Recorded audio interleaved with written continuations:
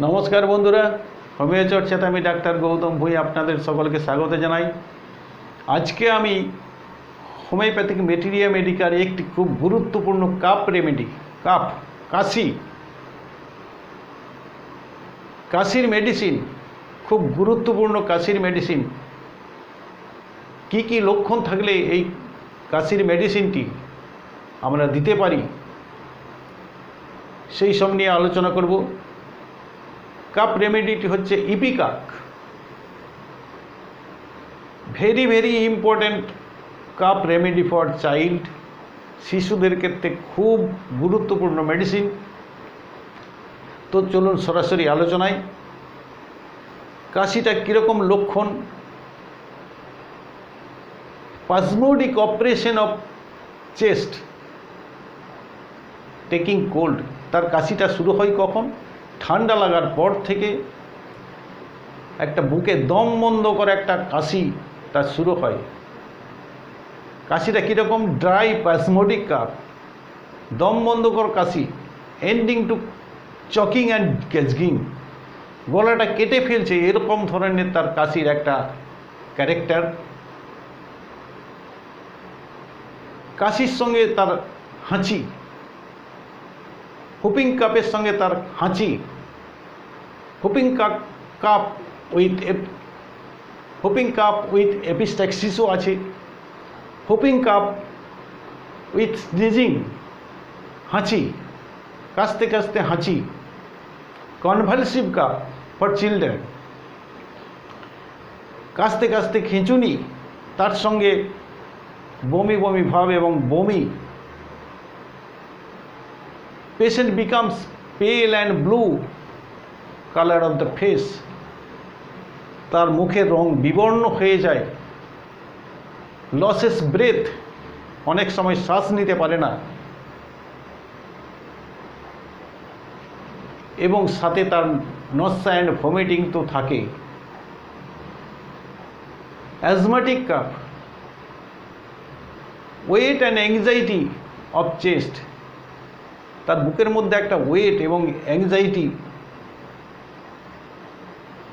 Wait অর্থাৎ ভার ভাব, বুকের মধ্যে দম, সবসময় বুকে একটা হাত দিয়ে থাকে, এইরকম ধরনের কাশি।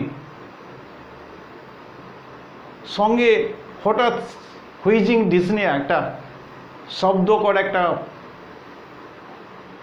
হাঁপানি, মানে দম বন্ধ করে একটা ডিসনিয়া, শ্বাস নিতে পারছে না।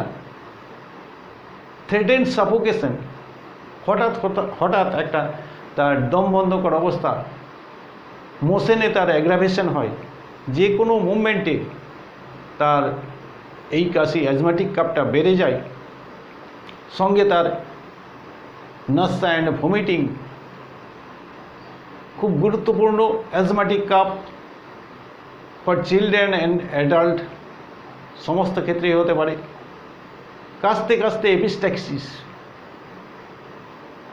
কাশতে কাশতে বমি, রক্তবমি, হেমোপটেসিস, হুপিং কাপ উইথ হেমোপটেসিস, খুব গুরুত্বপূর্ণ। এইসব লক্ষণ থাকলে আমরা ইপিকাক ড্রাগটি আমরা ব্যবহার করতে পারি অতি সহজেই। তো কত পোটেন্সি আমরা ব্যবহার করতে পারি ইপিকাক? বাচ্চাদের ক্ষেত্রে আমরা একটু হায়ার পোটেন্সি ব্যবহার করতে পারি। চাইল্ডদের ক্ষেত্রে আমরা 200 CH ব্যবহার করতে পারি। 200 CH, 1 ফোঁটা করে 2 বার সারাদিনে, 3 দিন ব্যবহার করব, কাশি চলে যাবে। অ্যাডাল্টদের ক্ষেত্রে আমরা একটু লোয়ার পোটেন্সি ব্যবহার করব, 30 CH ব্যবহার করব। 30 CH, এখানে 1 ফোঁটা করে 3 বার ব্যবহার করব। আমি সবসময় একটু লোয়ার মিনিমাম মাত্রা ব্যবহার করি প্র্যাকটিস লাইফে, তাই আপনাদেরকে এই 1 ফোঁটা করে বলতে চাইছি। অনেক ডাক্তারবাবুরা 2 ফোঁটা, 3 ফোঁটা, 4 ফোঁটা করে খাওয়ায়। আমি সেই সবে বিশ্বাসী নই, আমার 1 ফোঁটাতেই ভালো রেজাল্ট হয়। সেই কারণে আমি 1 ফোঁটা ওষুধই দিই। অনেক সময় 1 ফোঁটাটা আবার ভাগ করে দিই।